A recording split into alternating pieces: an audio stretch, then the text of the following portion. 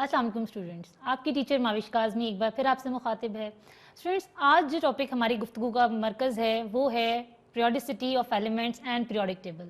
हम ये देखेंगे कि किस तरीके से तारीख़ में साइंटिस्ट के काम के साथ साथ पीरियोडिक टेबल बना।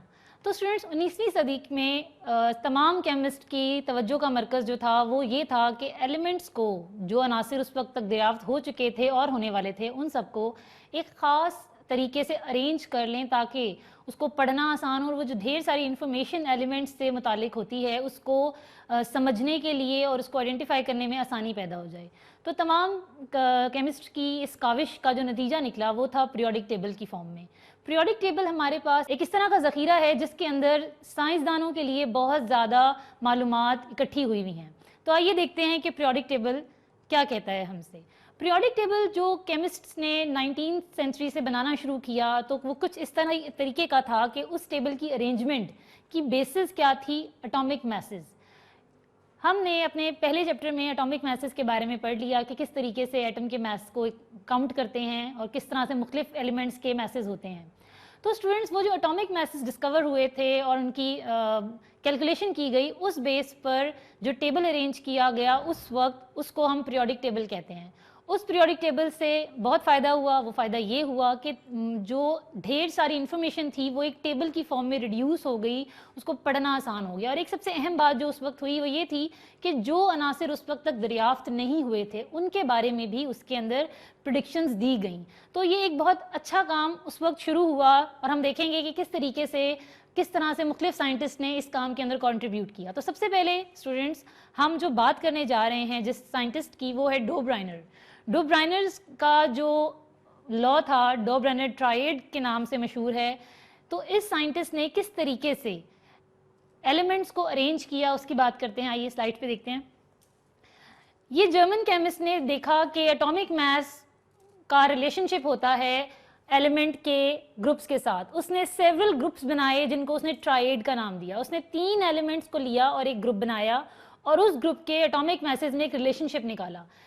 इसके हिसाब से इन ग्रुप्स में जो सेंट्रल एटम होता है वो सेंट्रल एटम फर्स्ट और सेकंड एलिमेंट के एटॉमिक मैसेज का एवरेज होता है। स्टूडेंट्स, ये देखिए, आपको यहाँ पर ग्रुप 1 में जो 3 एलिमेंट डो ब्राइनर ने लिए वो थे लिथियम, सोडियम एंड पोटेशियम।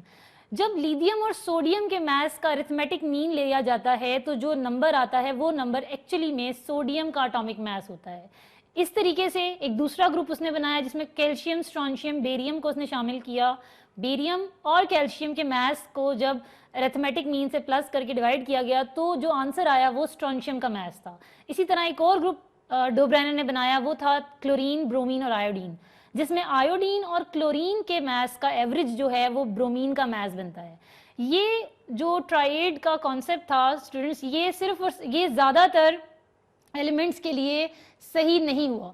ये 3 ग्रुप्स जो मैंने आपको दिखाए इनमें तो ये परफेक्टली एक्सप्लेन करा है, लेकिन बाकी जितने भी नोन उस वक्त एलिमेंट्स थे उनके लिए ये सही नहीं हुआ, तो इसको इतनी एक्सेप्टेंस नहीं मिली। लेकिन ये भी एक कंट्रीब्यूशन है जिसने हमें थोड़ा आइडिया दिया कि एलिमेंट्स के मैसेज में भी कुछ तालमेल है, कुछ पीरियोडिसिटी है। अब हम बात करेंगे अपने नेक्स्ट रिसर्चर की जो थे न्यूलैंड, और न्यूलैंड के लॉ को न्यूलैंड लॉ ऑफ ऑक्टेव्स कहते हैं। ये लॉ क्या था इसके बारे में बात करेंगे। स्टूडेंट्स, इस लॉ में ये एक ब्रिटिश केमिस्ट हैं न्यूलैंड, जिन्होंने नोट किया कि एलिमेंट्स को जब अरेंज करते हैं एक ऑर्डर में, तो एलिमेंट्स को जब उनके एटॉमिक मास के हिसाब से अरेंज करते हैं तो हर 8वें एलिमेंट के बाद जो एलिमेंट आता है वो अपनी प्रॉपर्टीज को रिपीट करता है। देखिए, जैसे कि यहाँ पर lithium, beryllium, boron, carbon, nitrogen, oxygen, fluorine. Fluorine के बाद आने वाला ये जो सोडियम है, ये सोडियम और ये लिथियम, ये दोनों अपनी प्रॉपर्टीज इनमें सिमिलैरिटी पाई जाती है। इसी तरह बेरिलियम और मैग्नीशियम में सिमिलैरिटी है, बोरॉन और एल्यूमिनियम में सिमिलैरिटी है, कार्बन एंड सिलिकॉन में सिमिलैरिटी है। इस तरीके से उसने ये अरेंजमेंट दी और उसने कहा कि ये बिल्कुल वैसे ही हैं जैसे म्यूजिकल नोट्स होती हैं। लेकिन उसके काम को भी इतनी पजीराई नहीं मिली क्योंकि उसने अनडिस्कवर्ड एलिमेंट्स की बात नहीं की और उसने नोबल गैसेस का भी जिक्र नहीं किया क्योंकि वो उस वक्त तक मालूम ही नहीं थी। तो यहाँ पर बात ये हो गई कि किस तरीके से उन्होंने जो अपनी डिस्कवरी दी वो किस तरीके से बाकी चीज़ों से फिट नहीं हुई। तो उसके बाद जो साइंटिस्ट आए जिनके काम को बहुत ज़्यादा अप्रिसिएशन मिली वो थे मेंडलीफ। मेंडलीफ का पीरियोडिक टेबल भी एटॉमिक मास के इंक्रीजिंग ऑर्डर पर ही अरेंज था, लेकिन उस पीरियोडिक टेबल में अनडिस्कवर्ड एलिमेंट्स, नोबल गैसेस और एलिमेंट्स की प्रॉपर्टीज के बारे में एक बहुत अच्छी कंपोजिशन दी गई, एक बहुत अच्छा पीरियोडिक टेबल वो बना जिसके अंदर काफ़ी इंफॉर्मेशन स्टोर हुई, जिससे काफ़ी लोगों को हेल्प मिली। तो वो क्या था, उन्होंने भी मैसेज के ऊपर अरेंज किया, उन्होंने स्पेसेस छोड़ी अनडिस्कवर्ड एलिमेंट्स के लिए, लेकिन फिर भी मेंडलीफ के पीरियोडिक टेबल में कुछ कमी है रही। वो कमी क्या थी? वो थी पोजीशन ऑफ आइसोटोप्स और wrong order of atomic message. Actually में उन्होंने भी एटॉमिक मास की बेस पर अपना पीरियोडिक टेबल बनाया, तो एटॉमिक मास जो है वो इतना अच्छे तरीके से एलिमेंट्स को अरेंज नहीं कर पा रहा था, कहीं ना कहीं गड़बड़ गलती आ रही थी। तो इसलिए ये देखा गया कि एलिमेंट का जो एटॉमिक मास है वो अरेंजमेंट ऑफ एलिमेंट्स के लिए सही नहीं है। इसका मतलब ये हुआ स्टूडेंट्स के एटॉमिक मास की जगह कोई और क्वांटिटी, कोई ऐसी चीज़ आएगी जिसकी बेस पर ये काम हो सकता है। और वो क्या चीज़ थी उसके बारे में बात करते हैं। 1913 में मोज़ले ने एटॉमिक नंबर डिस्कवर किए। एटॉमिक नंबर ऑफ प्रोटॉन्स होता है, इसके बारे में भी हम अपने पहले चैप्टर में डिस्कस कर चुके हैं। मोज़ले की डिस्कवरी के बाद ये देखा गया कि जो एटॉमिक नंबर्स हैं या जो प्रोटॉन का नंबर है वो एक सीक्वेंस में बढ़ता चला जाता है और कोई भी दो एलिमेंट की का आंसर्स या नंबर सेम नहीं होता। जैसे कि एटॉमिक मास में हो जाता है कि कोई भी दो एलिमेंट सेम मास रख सकते हैं, लेकिन जो हमारा नंबर ऑफ प्रोटॉन है या एटॉमिक नंबर है वो इस तरह का नंबर है कि उसमें कोई भी रेपिटेशन नहीं आती, बल्कि एक सिक्वेंशियल इंक्रीज चलता चला जाता है। तो जब इस बेस के ऊपर काम किया गया तो देखा गया कि वाकई ये तो बहुत इफेक्टिव है। तो उस वक्त जो पीरियोडिक लॉ बना वो ये था कि प्रॉपर्टीज ऑफ एलिमेंट्स जो हैं वो उनके एटॉमिक नंबर का पीरियोडिक फंक्शन है। मतलब एटॉमिक नंबर के इंक्रीज होने के साथ साथ एलिमेंट्स जो हैं वो एक सिस्टमैटिक ऑर्डर में भी आ जाते हैं और उनकी प्रॉपर्टीज भी ऑर्डर में आ जाती हैं। और स्टूडेंट्स इसके साथ साथ एक बात और हुई, पता चली, वो ये थी कि जो नंबर ऑफ प्रोटॉन होता है एक एटम के अंदर वो नंबर ऑफ इलेक्ट्रॉन के इक्वल होता है। तो जब वो दोनों का नंबर इक्वल होता है तो इलेक्ट्रॉनिक कन्फिग्रेशन की टर्म जो है या उसकी जो एक्सप्लेनेशन है वो भी पीरियोडिक टेबल से हमें मालूम होने लगी। तो ये एक बहुत अच्छा इसका एलिमेंट था जिसके डिस्कवरी के बाद दोबारा से मेंडलीफ के पीरियोडिक टेबल में इम्प्रोवाइजेशन होनी शुरू हुई और फिर जो हमारे पास आज कल पीरियोडिक टेबल हमारी बुक्स में पाया जाता है वो है मॉडर्न पीरियोडिक टेबल।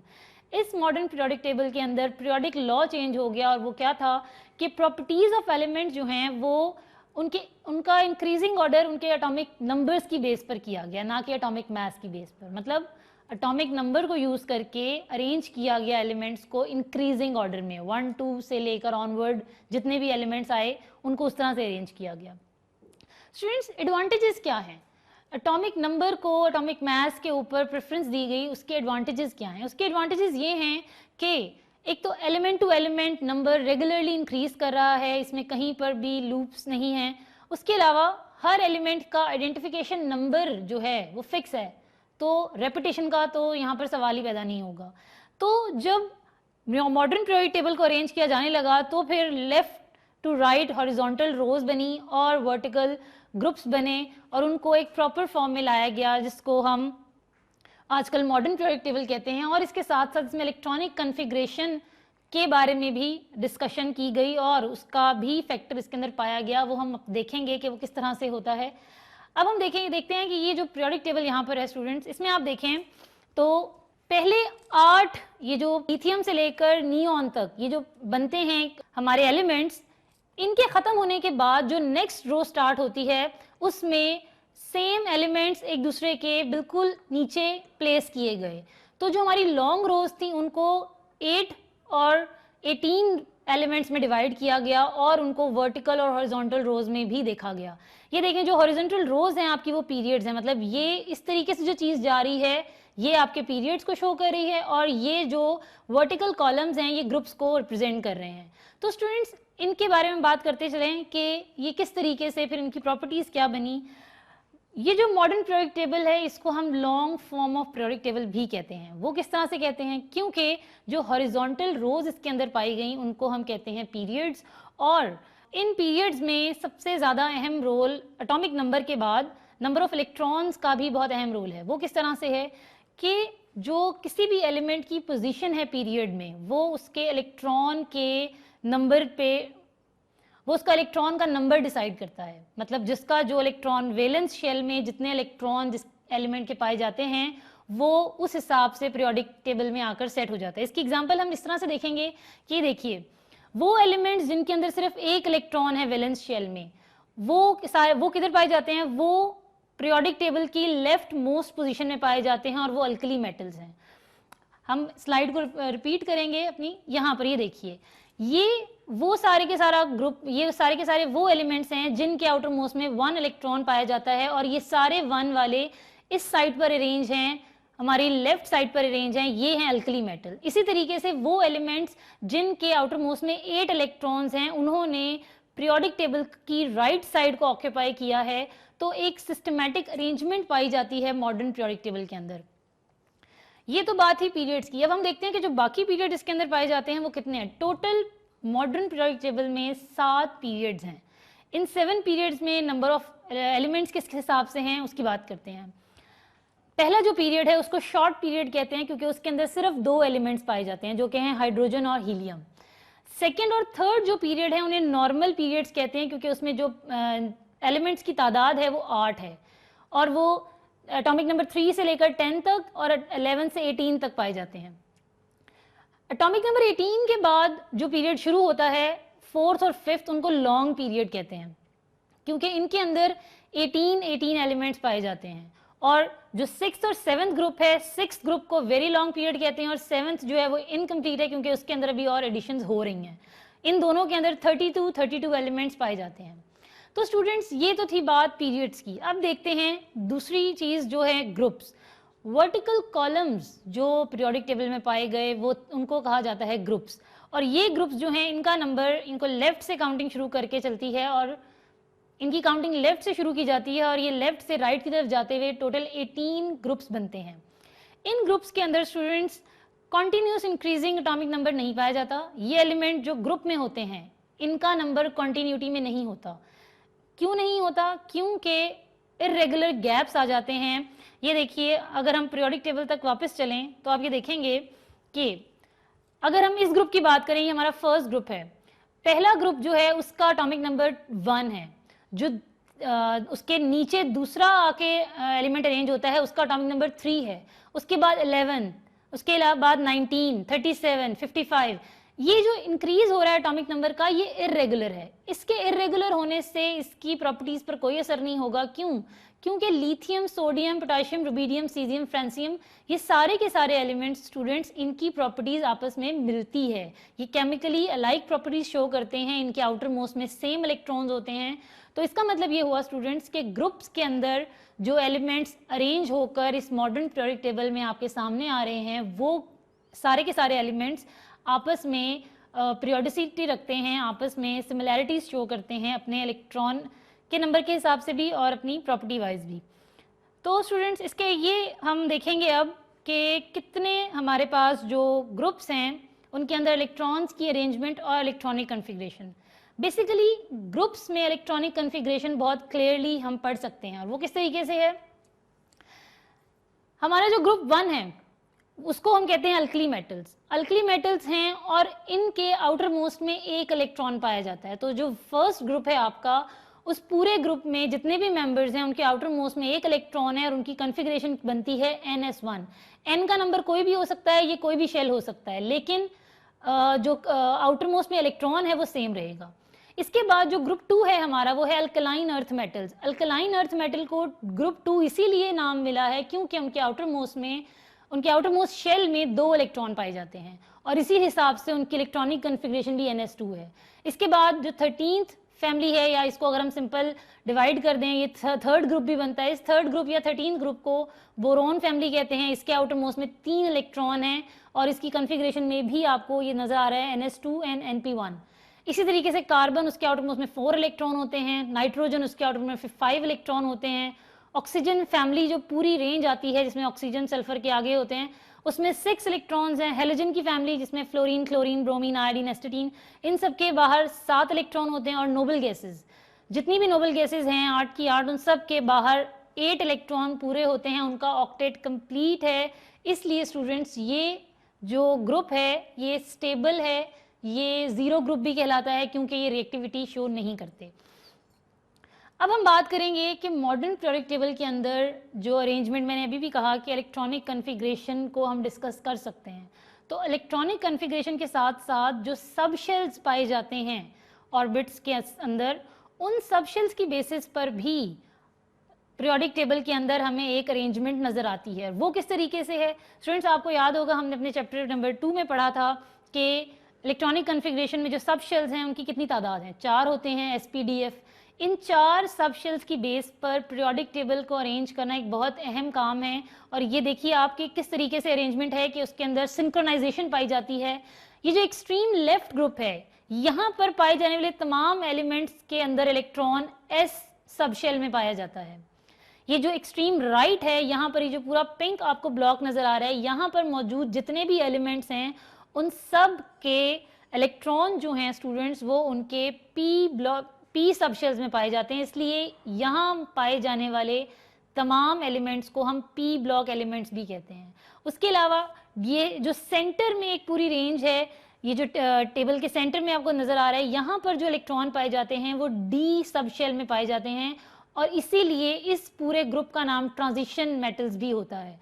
और वो एलिमेंट्स जिनके इलेक्ट्रॉन्स उनके F सब शेल में पाए जाते हैं, उनको यहाँ नीचे अरेंज कर दिया गया है जस्ट बिकॉज के आसानी हो जाए, थोड़ी सी इसकी प्रेजेंटेबल शेप आ जाए। अगर ये F ब्लॉक भी स्टूडेंट्स D में शामिल कर दिया जाए, एक्चुअली में ये F ब्लॉक D से निकाल के यहाँ रखा गया है, जस्ट इस पीरियोडिक टेबल को एक थोड़ा प्रेजेंटेबल बनाने के लिए इस ब्लॉक को यहाँ नीचे प्लेस कर दिया गया है। ये लेंथेनाइड और एक्टिनाइड सीरीज होती हैं, यहाँ पर प्लेस कर दी हैं just to make this periodic table more presentable.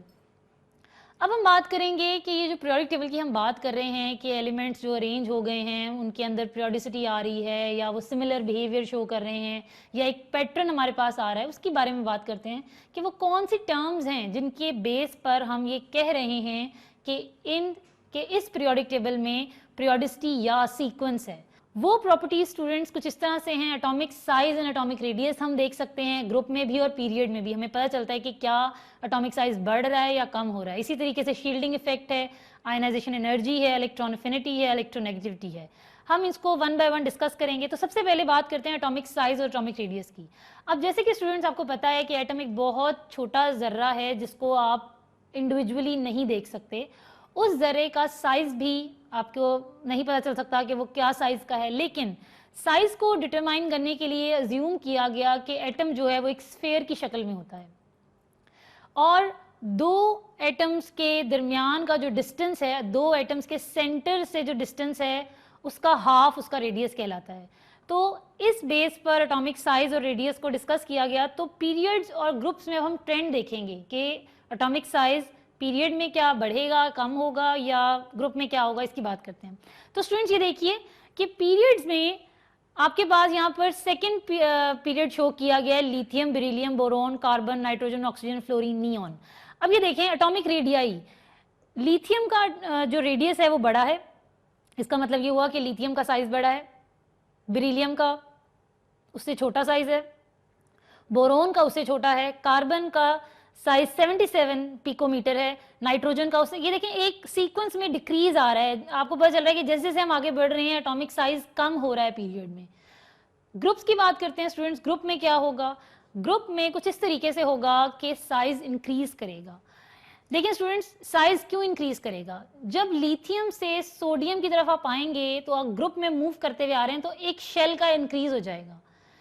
यहाँ पर इसके पास 2 शेल हैं, यहाँ पर इसके पास 3 शेल हैं। एक शेल बढ़ने की वजह से साइज जो है वो एक्सपैंड कर रहा है। तो इसका मतलब ये है कि जब आप ग्रुप में डाउन द ग्रुप मूव करते हैं तो हर एलिमेंट के बाद आने वाला एलिमेंट जो है उसका साइज एक्सपैंड करता है students, just because of the addition of another subshell and shell. अब हम बात करेंगे स्टूडेंट्स हमारी अगली प्रॉपर्टी की, जो है शील्डिंग इफेक्ट। शील्डिंग इफेक्ट क्या होता है, शील्डिंग इफेक्ट कहते हैं कि जो एटम के आउटर मोस्ट में जो इलेक्ट्रॉन पाया जाता है उसकी और उसके न्यूक्लियस की अट्रैक्शन कम हो जाती है due to the presence of central atom electrons.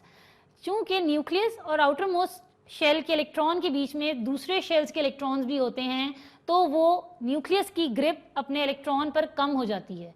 इस चीज़ को कहते हैं शील्डिंग इफेक्ट। इसका मतलब ये है कि जो सेंट्रल इलेक्ट्रॉन्स हैं वो वैलेंस शेल को प्रोटेक्ट कर रहे हैं न्यूक्लियस की डांट से, आप ये कह सकते हैं।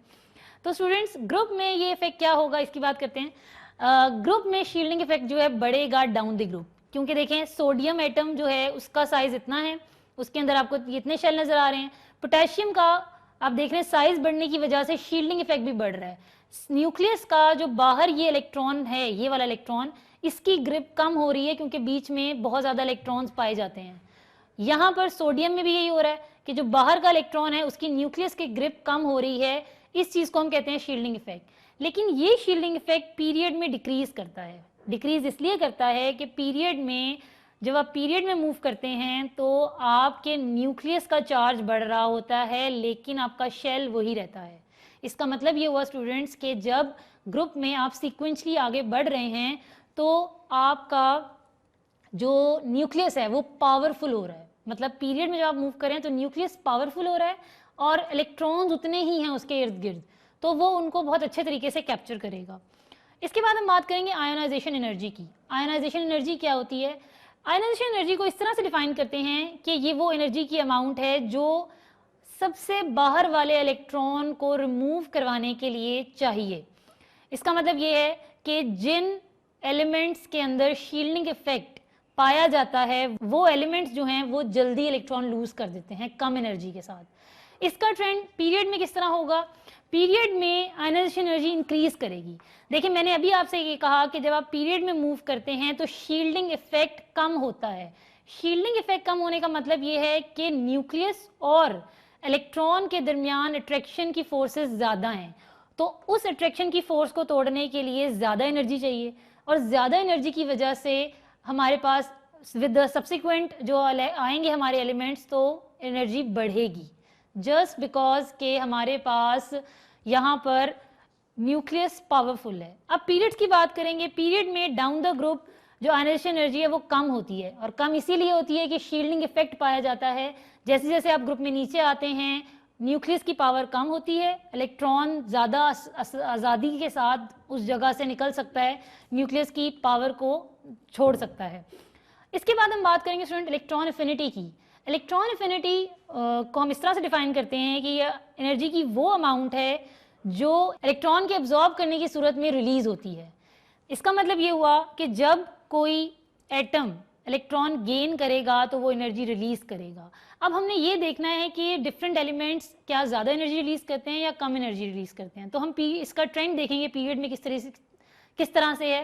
इलेक्ट्रॉन एफिनिटी की वैल्यू जो है बढ़ती है लेफ्ट टू राइट जब आप जाते हैं पीरियड में, क्योंकि एटॉमिक साइज छोटा होने की वजह से। एटॉमिक साइज छोटा होने का मतलब ये है न्यूक्लियस अगेन पावरफुल है और वो आने वाले इलेक्ट्रॉन को तंग करेगा। न्यूक्लियस की attraction with the incoming electron बढ़ती है, जिसकी वजह से ज़्यादा एनर्जी रिलीज होती है। इसका मतलब ये हुआ कि साइज छोटा होने की वजह से, न्यूक्लियस का पावरफुल होने की वजह से एनर्जी ज़्यादा रिलीज हो रही है। इनकमिंग इलेक्ट्रॉन को न्यूक्लियस जल्दी कैप्चर करता है और एनर्जी रिलीज करता है। ट्रेंड इन ग्रुप्स चेक करते हैं स्टूडेंट्स। ग्रुप में डाउन द ग्रुप डिक्रीज होती है इलेक्ट्रॉन एफिनिटी। इसका मतलब ये है कि शील्डिंग इफेक्ट होने की वजह से पहले ही अट्रैक्शन नहीं होती, तो जो आने वाला इलेक्ट्रॉन है उसको न्यूक्लियस कैसे कैप्चर करेगा? न्यूक्लियस तो पहले वीक है, जब वो वीक है तो जो आने वाला इलेक्ट्रॉन है उसको पकड़ना, उसकी ग्रिप करना मुश्किल है, तो एनर्जी कम रिलीज होगी, इसलिए electron affinity down the group decrease होती है। इसके बाद हम अपना आखिरी टॉपिक देखेंगे स्टूडेंट, जो है इलेक्ट्रोनेगेटिविटी। इलेक्ट्रोनेगेटिविटी की डेफिनेशन क्या होती है कि किसी एटम की एबिलिटी कि जब वो किसी से बॉन्ड बनाता है तो इलेक्ट्रॉन को अपनी तरफ खींचता है या नहीं खींचता। आप आगे देखेंगे अपने चैप्टर में जब आप कोवलेंट बॉन्ड्स के बारे में पढ़ेंगे, polar covalent and non polar covalent bonds, वहाँ पर आप इसको देखेंगे कि वाकई ये इलेक्ट्रोनेगेटिविटी बहुत अहम रोल प्ले करती है पानी के मॉलिक्यूल के अंदर, HCl के अंदर। तो ये इलेक्ट्रोनेगेटिविटी किस तरीके से बढ़ती है या कम होती है, इसकी बात करेंगे। पीरियड्स में जब आप, अगेन हम सेकेंड पीरियड की बात कर रहे हैं जिसमें लिथियम, बेरिलियम ये सारे हैं। ये देखिए इलेक्ट्रोनेगेटिविटी लिथियम की 1 है, बेरिलियम की 1.6 है, बोरॉन की 2 है, कार्बन की 2.6 है, नाइट्रोजन की 3, ऑक्सीजन की 3.4, फ्लोरीन की 4। अब आप देखें कि इलेक्ट्रोनेगेटिविटी बढ़ रही है, इसका मतलब ये है कि फ्लोरीन और ऑक्सीजन जब भी किसी कम इलेक्ट्रोनेगेटिव एलिमेंट के साथ बॉन्ड करेंगे तो ये इनके पास पावर ज़्यादा है, ये इलेक्ट्रॉन पेयर को अपने पास ज़्यादा देर तक रखेंगे। अब बात करते हैं ग्रुप्स की। इलेक्ट्रोनेगेटिविटी ग्रुप में डाउन द ग्रुप जो है वो कम होती है, और कम होने की वजह ये है कि एटम का साइज बढ़ रहा होता है। देखिए स्टूडेंट्स, जब एटम का साइज बढ़ रहा है तो वो अट्रैक्शन जो है शेयर्ड पेयर ऑफ इलेक्ट्रॉन की वो कम हो जाएगी। यहाँ पर स्टूडेंट्स एक बात याद रखनी है आपने कि ग्रुप्स में जब भी आप प्रॉपर्टीज देख रहे हैं ना, तो शील्डिंग इफेक्ट बहुत इंपॉर्टेंट है। ग्रुप में जब आप नीचे की तरफ आते हैं तो जो आपका न्यूक्लियस है वो उसके अंदर भी नंबर बढ़ रहा है, लेकिन उसके साथ साथ जो बाहर इलेक्ट्रॉन फिर रहे हैं उनकी तादाद भी बढ़ रही है। तो दोनों चीज़ें एक साथ बढ़ रही हैं। तो जब दोनों चीज़ें एक साथ बढ़ रही हैं तो उसका इफेक्ट क्या होगा कि जो दूसरी प्रॉपर्टीज़ हैं उस पर वो किसी ना किसी तरह इन्फ्लुएंस करेगा। तो इलेक्ट्रोनेगेटिविटी के केस में भी यही हो रहा है कि शील्डिंग इफेक्ट होने की वजह से जो न्यूक्लियस है वो तो पहले ही अपने इलेक्ट्रॉन्स को काबू नहीं कर पा रहा, तो जो आने वाला इलेक्ट्रॉन है जो शेयर करने के बाद बन रहा है उसको वो कैसे कंट्रोल करेगा। तो क्या होगा कि इलेक्ट्रोनेगेटिविटी डाउन द ग्रुप कम होती चली जाएगी। तो स्टूडेंट्स, आपने इस चैप्टर में ये पढ़ा कि किस तरीके से केमिस्ट्स ने पीरियोडिक टेबल को अरेंज किया, क्या क्या मेथड्स थे। एक बहुत लंबा टाइम लगा जिससे हमें आज जो पीरियोडिक टेबल हमारे पास है वो आने के लिए, और ये जो प्रॉपर्टीज़ हमने पढ़ी हैं ये सारी प्रॉपर्टीज़ बहुत अहम हैं आगे इन एलिमेंट्स की रिएक्शंस को समझने के लिए। तो आपके लिए एडवाइस है कि आप जो है इस चैप्टर के अंदर मौजूद ये जो डेफिनेशंस हैं और ये जो इनके ट्रेंड्स हैं इनको बहुत अच्छे तरीके से समझ के याद करें। एक दफ़ा फिर मैंने आपके लिए इसको समअप कर दिया है कि आपके लिए आसानी रहे, तो हम दोबारा एक दफ़ा फिर इसको देख लेते हैं। ये जस्ट इसलिए है कि आपको क्विक रिव्यू हो जाए और आप आसानी से समझ जाएं जो मैंने पूरी बातें बताई हैं। तो स्टूडेंट्स, पीरियोडिक टेबल के अंदर जो ट्रेंड्स हैं वो कुछ इस तरीके से हैं कि एटॉमिक साइज ग्रुप में बढ़ रहा है क्योंकि यहाँ पर शेल का इंक्रीज हो रहा है, जो आपका हम कहें एनर्जी लेवल कह लें, इलेक्ट्रॉन के ऑर्बिट कह लें, वो इंक्रीज हो रहे हैं। पीरियड्स में स्टूडेंट्स एटॉमिक साइज कम होता है क्योंकि न्यूक्लियस के अंदर नंबर ऑफ प्रोटॉन और न्यूट्रॉन बढ़ने की वजह से वो बहुत स्ट्रॉन्ग हो जाता है और वो सारे इलेक्ट्रॉन्स को कैप्चर करता है। इसके बाद जो हमारी अगली प्रॉपर्टी थी वो थी आयोनाइजेशन एनर्जी। तो स्टूडेंट्स, आयोनाइजेशन एनर्जी भी ग्रुप में कम होती है और पीरियड में इंक्रीज करती है, इसीलिए साइज की इंपॉर्टेंस है यहाँ पर। इलेक्ट्रॉन एफिनिटी में भी यही होता है कि down the group electron affinity कम हो रही है और पीरियड में इंक्रीज हो रही है। वजह इसकी मैं आपको बता चुकी हूँ, वही शील्डिंग इफेक्ट है, सब कुछ है। इलेक्ट्रोनेगेटिविटी की बात करें तो डाउन द ग्रुप इलेक्ट्रोनेगेटिविटी कम होती है, again because of shielding effect, और यहाँ पर इंक्रीज होती है again due to the powerful nature of the nucleus. और इसके अलावा इलेक्ट्रोपॉजिटिविटी की बात करते हैं कि जब आप ग्रुप में नीचे की तरफ आते हैं तो इलेक्ट्रोपॉजिटिविटी इंक्रीज करती है। इसका मतलब ये है कि डाउन द ग्रुप जब आप मूव कर रहे हैं तो एलिमेंट्स की टेंडेंसी बढ़ रही है कि वो पॉजिटिव चार्ज गेन करें और वो रिएक्शंस में या वो मॉलिक्यूल्स के अंदर खुद को इलेक्ट्रोनेगेटिविटी की बेस पे पॉजिटिव रख सकें, और पीरियड में ये जो है कम हो रही होती है। इस छोटे से व्यू के साथ आपके लिए बहुत आसानी हो जाएगी इसको याद करने के लिए। पेपर में बहुत इंपॉर्टेंट सवाल आते हैं, इसमें से शॉर्ट क्वेश्चंस भी आते हैं और लॉन्ग क्वेश्चंस भी आते हैं, तो इसको बहुत अच्छे तरीके से याद करिए स्टूडेंट्स। और मेरी राय आपके लिए अगेन मैं यही कहूँगी कि काइंडली आप लोग पहले 20 एलिमेंट्स पीरियोडिक टेबल के सीक्वेंस वाइज उनको याद करें, लाइक आपकी फिंगर टिप्स पे होने चाहिए कि पहले 20 एलिमेंट्स की काउंटिंग ये है, उनके मैसेज ये हैं। ये आप याद रखेंगे तो आपको आगे चल के कोई प्रॉब्लम नहीं होगी किसी भी लेवल पे। अगर आपको बेसिक मैसेज याद हैं, आपको सिंबल्स याद हैं, आपको एटॉमिक नंबर्स याद हैं, ठीक है स्टूडेंट्स। तो आई होप कि मेरी एडवाइस आप लोगों के लिए कारआमद साबित होगी। और इसके साथ साथ मैं ये भी कहूँगी कि आप बहुत दिल लगा कर पढ़ें, और अपने मुल्क के लिए हमने काम करना है बहुत ज़्यादा, तो हम पढ़ेंगे तभी तो हम कुछ करेंगे। तो इसके साथ ही अपनी टीचर को इजाज़त दीजिए। अल्लाह हाफिज़।